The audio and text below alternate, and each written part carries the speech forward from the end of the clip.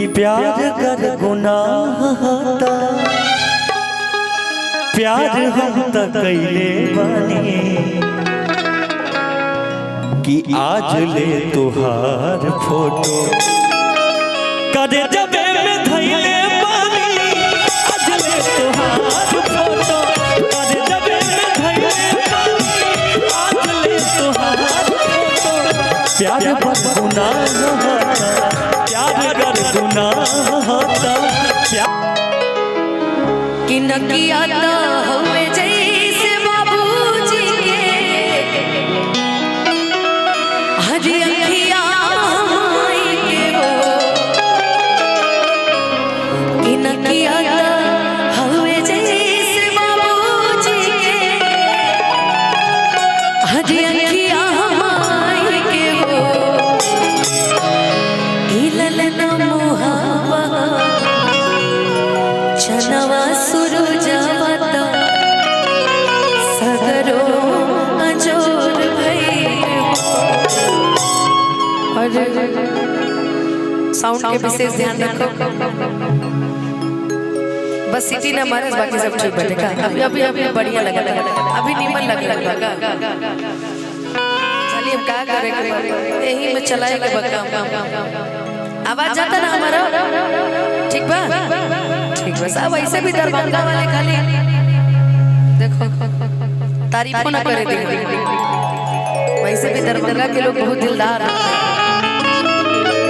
इन्होंने मुझे याद है करीब 2019 या 20 में मैंने गाना गाया था आपके किसी क्षेत्र में जिस मंच में शिवेश जी उपस्थित थे, इन्हीं का कार्यक्रम करने में गई थी। और भाई का रिसेप्शन था ना, इनके भाई के रिसेप्शन में गई थी मैं। भाई बड़े दिलदार कलाकार हैं, तो उन्होंने सोचा कि चलो सारे कलाकारों को बुलाते। देखिए किस्मत कहाँ से कहाँ लेके आती है। मैं गोरखपुर से पटना आई, पहले दिल्ली गई, दिल्ली से पटना आई, पटना से इनके कार्यक्रम बेगूसराय में आई और मैंने गीत गाया था कि हमारा प्यार के बदला में बोला का दिल बारू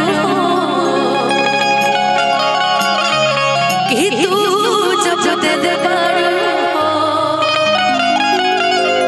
ताता का दिल बारू कि तू जब दिल बारू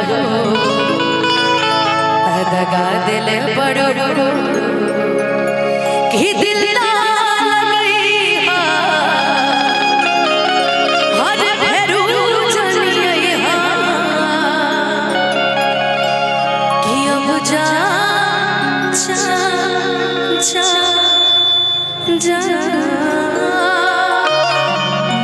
भूला जाइए।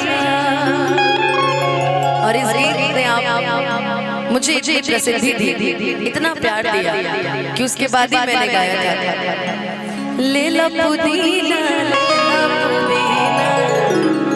कुछ दिन बाद बीता, उसके बाद मैंने ये तो पवन जी के साथ मैंने गाया, कुछ दिन बाद ही केसारी भैया के साथ मैंने गीत गाया कि पहले से ज्यादा लगेला चॉकलेटी सुना दो ये महीना में बनल बेटी कि नहीं हर में रहलू टूटी हुई ससुरवा में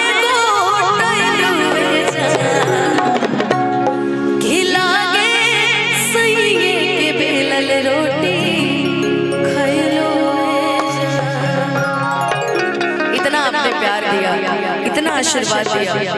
खुशी तब हुई जब आपने अनुपमा को उत्तर प्रदेश से बिहार, बिहार से झारखंड, झारखंड से विदेशों में पहुंचाया।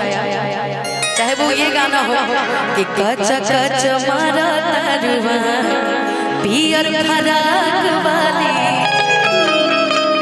कि हरी हरी ओढ़नी तो हर छूटल कबना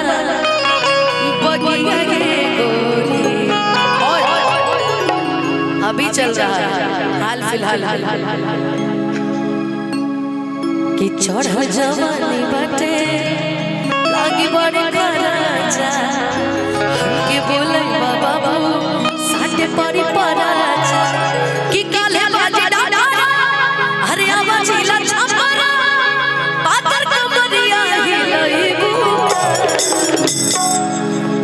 पेट्रोल जवनिया से गोरी आग लगे कि खाना और पीना साथे रहना फिरी तहरा लाली धन गहना फिरी। और अभी चल रहा नर नारी जिंदाबाद पिछुकारी जिंदाबाद भतीजावा रे तोर महतारी जिंदाबाद। काफी साल हो गए गाते हुए और मुझे लगता है कि जितना प्यार आपने अनुपमा को दिया है बस यही प्यार जिंदगी भर चाहिए, बस कुछ नहीं चाहिए। सभी महादेव जी का आशीर्वाद है, आप सभी का प्यार है, आप सभी का आशीर्वाद है। बीच में बिखरे भी संभले भी सब चलता रहता है, दुनिया का नियम है। आइए शुरुआत करेंगे सोहर से और यहीं से कार्यक्रम का आगाज करेंगे। साथ ही साथ मेरा साथ आप देंगे, आपका साथ हम देंगे।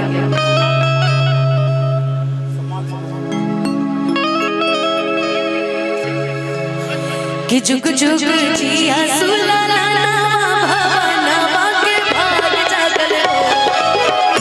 जुग जुग जिया सुलाना भवनवा के भाग जागल हो। मनवा के दीपक मनवा के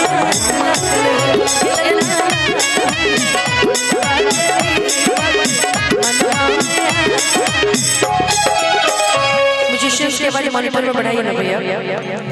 आज के दिन सुहान दियालु भान हो, आज के दिन सुहान दियालु भान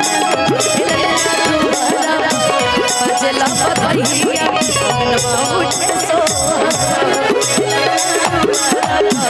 बजला बधैया मनवा उठे सो।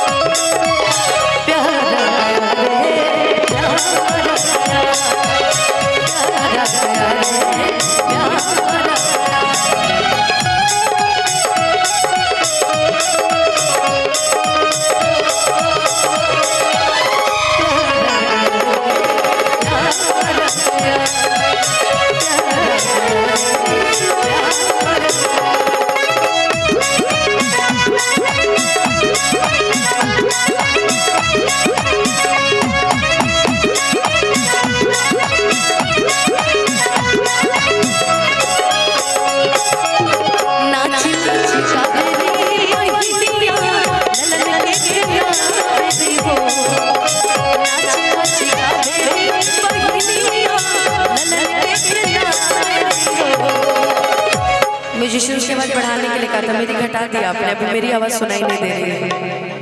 कि नाची नाची गावेली बहिनिया ललल के खिलावेली हो। कि ललल नाची होगी के चलेला सब रस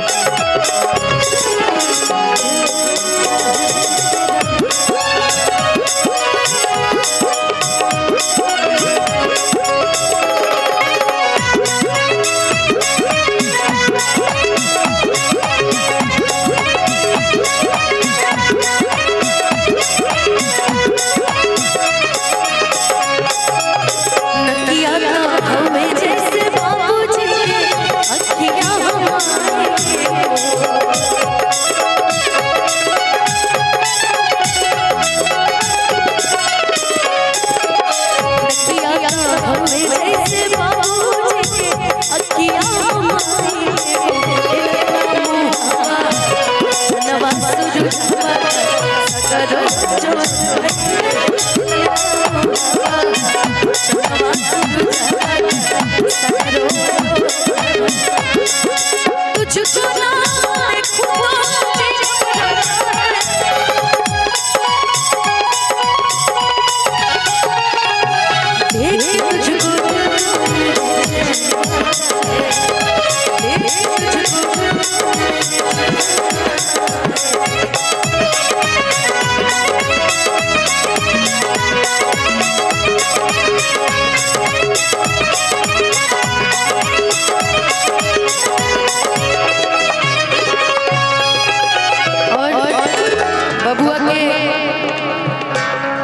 जन्म लेला में बड़ा खुशी होला बहन के, माई बाबूजी के तो खुशी होकबे करेला, और दादी जी लोग के भी बड़ा खुशी होकेला। क्या हमार दादी, नानी, मौसी, बुआ सबके बड़ा खुशी होला। सासु सुहागन बड़ा भागिन अनहद लुटावे हो।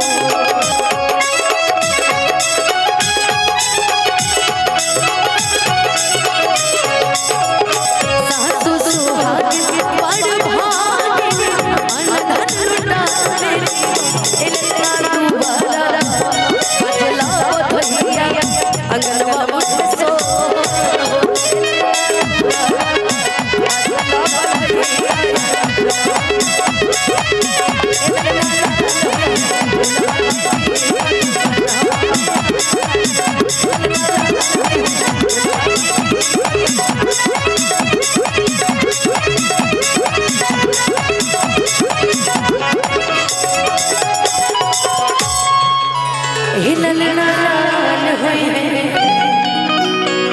खुलवा के दीपक मनवा में आस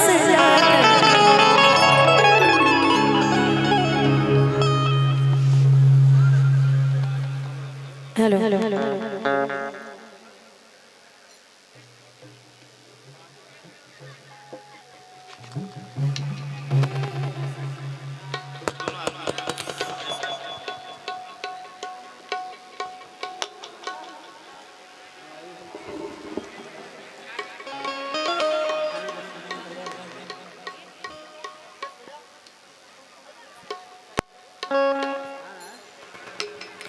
और आइए हमारे मिथिला की परंपरा रही है कि जो भी हमारे मेहमान अतिथि आते हैं उनका वो हृदय से स्वागत करते हैं, पुष्प के माध्यम से, समर्पण के माध्यम से, पाग के माध्यम से। ठीक कीजिए आवाज।